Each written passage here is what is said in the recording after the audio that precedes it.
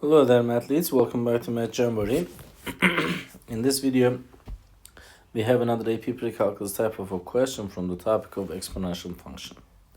Let's solve it together. The exponential function f is defined by f of x equals a times b to the power of x, where a and b are positive constants. The table gives values of f of x at selected values of x. Which of the following statement is true? X values are given 0 through 4, and f of x are 6 through 0.3.75. To solve this kind of questions, I suggest you to use the given function, which is a times b to the power of x. We're gonna use the first data, and we will substitute 0 for x. A times b to the power of 0 is equals to 6. So this means that a times 1 is 6.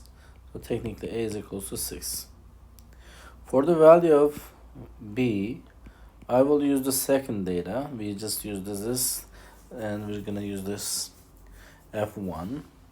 In this case, we will just use 1 for x.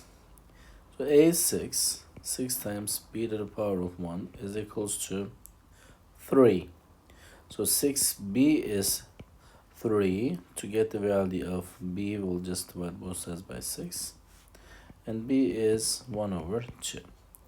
So the b value is between 0 and 1. So the choice b and d will be eliminated in this case.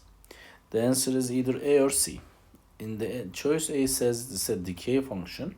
In the choice b it says growth function.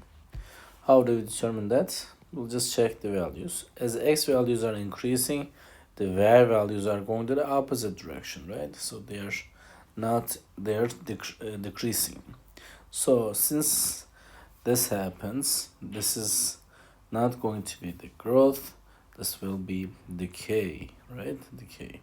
The growth is this way, therefore the answer is choice A for the specific question.